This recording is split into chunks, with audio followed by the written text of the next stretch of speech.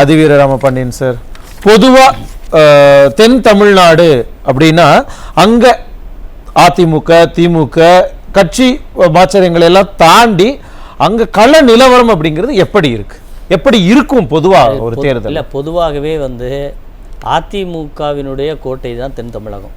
இயல்பில் எப்படி சொல்கிறோம் அப்படின்னு பார்த்தீங்கன்னா, எவ்வளோ நெருக்கடியான இந்த சூழ்நிலையில் கூட எடுத்துக்கோங்க, கடந்த சட்டமன்ற தேர்தலில் கூட எடுத்துக்கோங்க, நீங்கள் ஒவ்வொரு மாவட்டத்திலும் பிரதிநிதித்துவம் இல்லாத மாவட்டங்களே இல்லை என்று சொல்லக்கூடிய அளவுக்கு கன்னியாகுமரியில் தளவாய் சுந்தரத்தில் ஆரம்பித்து நீங்கள் அந்த லைன் நீங்கள் எடுத்துகிட்டே வந்தீங்கன்னா இந்த தென் தமிழகம் முழுவதுமே பரவலான பிரதிநிதித்துவத்தை அதிமுகவுக்கு கொடுத்துருக்கிறாரு.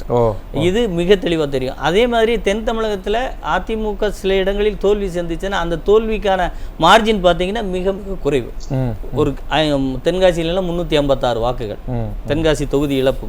இப்படி சங்கரங்கோயில் வாசகநல்லூர்லாம் பார்த்தீங்கன்னா ஒரு சின்ன தொகையில் தானே அந்த மார்ஜின் போகும். அப்போ இது வெற்றி தோல்வியை தாண்டி தென் தமிழகம் முழுக்கதுமே அதிமுகவினுடைய கோட்டையாகத்தான் அது இருக்கும் எப்போதுமே.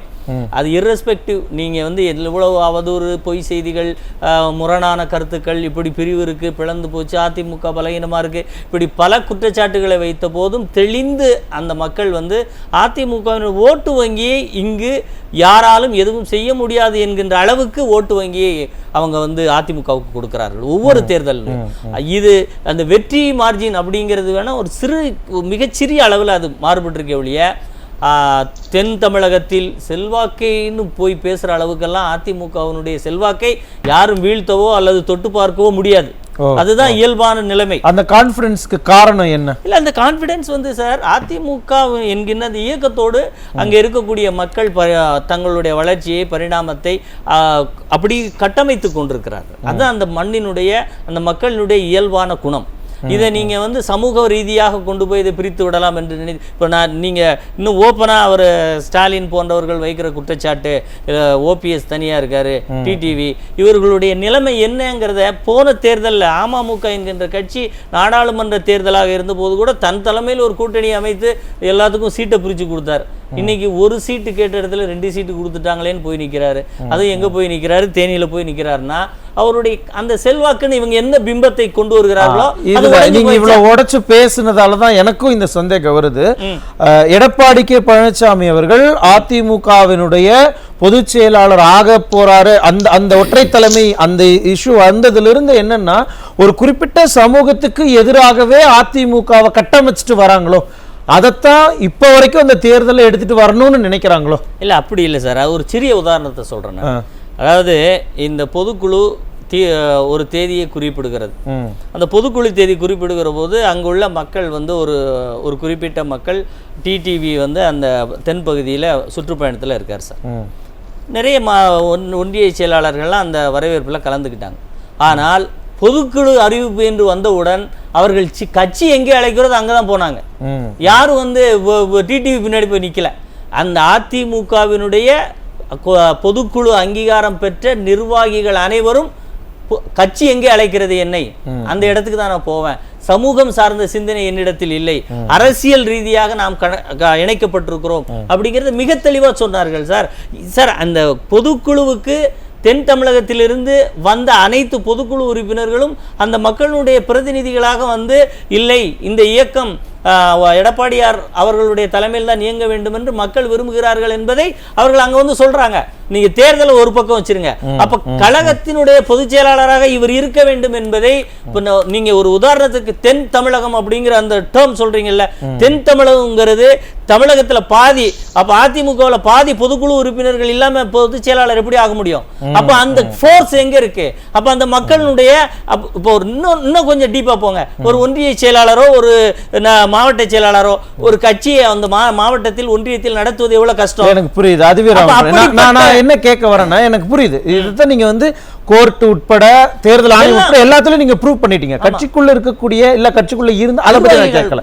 என்னுடைய கேள்வியே என்னன்னா, கட்சிக்குள்ள தன்னை வந்து ப்ரூவ் பண்ணிட்டாரு எதிர்கட்சி தலைவர் எடப்பாடி கே பழனிசாமி, அதிமுக பொதுச் செயலாளராக ஒரு வித்ஸ்டாண்ட் பண்ணிட்டாரு, எல்லாத்தையும் அரவணைச்சு போயிட்டு எல்லாமே ஓகே தான். ஆனா இங்க என்னன்னா, நீங்க எலெக்ஷன் வரும் பொழுது மக்கள் கிட்ட போகும் பொழுது அந்த இடத்துல வந்து உங்களுக்கு ஆதரவு இருக்காது அப்படின்னு தொடர்ந்து நீங்க கட்சியிலிருந்து வெளியில நீக்கினவங்களும் சரி, திமுகவும் அதை தான் சொன்னாங்க. ஆனா நீங்க கடந்த ஆகஸ்ட்ல என்ன பண்ணீங்க, மாநாடு நடத்தி காமிச்சீங்க.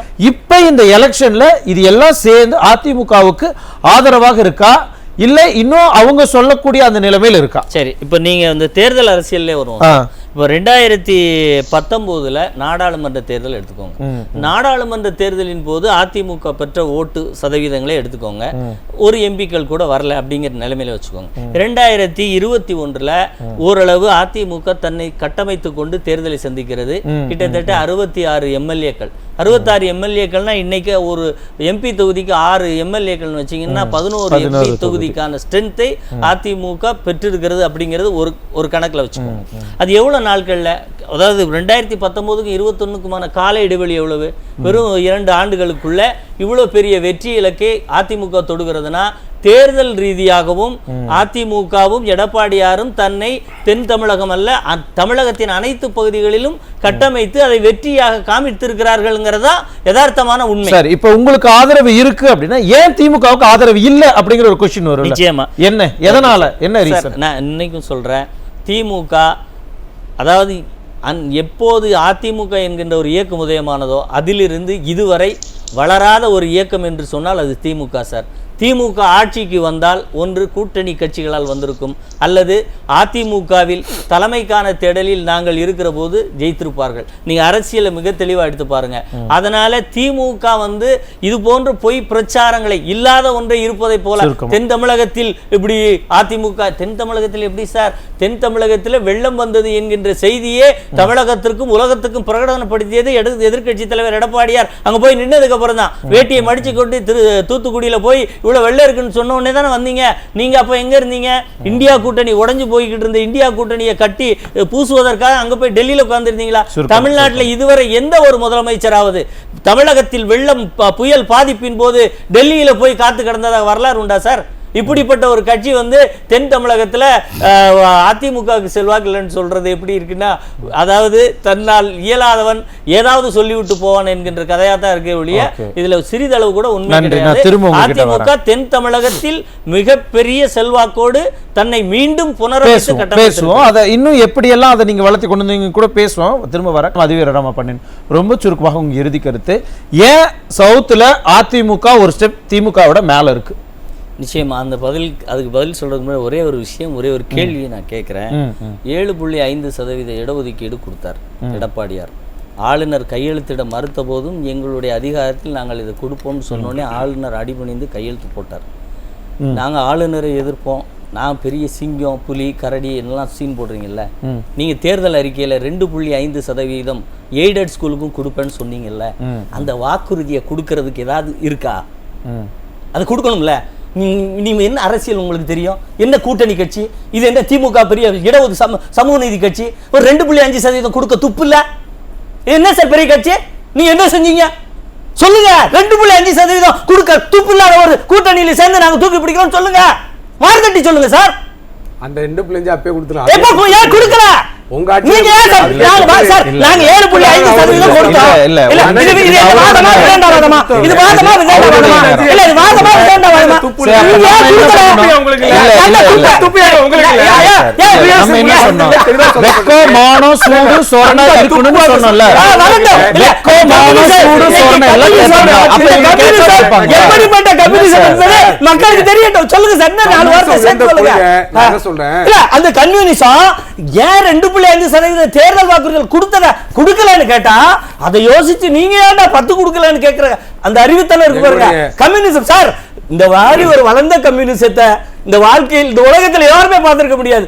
நான் தேர்தல் அறிக்கையில உங்க கூட்டணியில சேர்ந்து எம்எல்ஏ ஜெயிச்சீங்கல்ல, அந்த எம்எல்ஏ ராஜினாமா பண்ணுங்க சார். அது துப்புல சார் உங்களுக்கு அந்த 2.5% அந்த ஆசையை காட்டி எம்எல்ஏ வாங்கணும் திமுக கொடுக்கல, ராஜினாமா பண்ணுங்க சார்.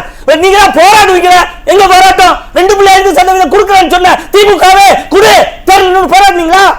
என்ன சார், அதாவது உங்களுக்கு வாய்ப்பு நான் பட்டியல் போட்டு சொல்லுங்கன்னு சொல்றேன். என்ன மாதிரி திமுகவும் காங்கிரசும் மத்தியில இருந்து கொண்டு தமிழகத்தின் உரிமைகளை அடித்து நொறுக்கியது எந்த கட்சி சார்? இன்னைக்கு நீங்க தேர்தல் வாக்குறுதி கொடுக்குறீங்க, வாக்குறுதியா மன்னிப்பு கேக்குறீங்க. நீட்டு ஐயா பண்ணிச்சிருங்க, நானும் காங்கிரஸ் சேர்த்து தான் கொண்டு வந்தோம். பழைய ஓய்வூதியத்தை போராடுறீங்களே நீங்க, யார் கொண்டு வந்தது? நீங்க கொண்டு வந்தது. அப்படி அதிமுக குறித்து ஒரு சட்டத்தை சொல்லுங்கன்னு சொல்ல. சிஏஏ முதல் அமெண்ட்மெண்ட் யார் கொண்டு வந்தது? அதுக்கு 12 பேர் திமுக எப்படி ஆதரவு கொடுத்தாங்க 2003? எல்லாத்தையும் எடுத்து பேசுனா தயவு செய்து 1 by 1 சொல்லுங்க. இந்த 19 ரூபா அதிமுக தான் அப்படி கட்சி, அதிமுக அப்படி என்ன இதுல எந்த சட்டத்துல? இதுதான் ஒரு கம்யூனிஸ்ட் ரீதியாக விமர்சனமா? சரி, இதே உங்க இறுதி கருத்தா நான் எடுத்துக்கிறேன்.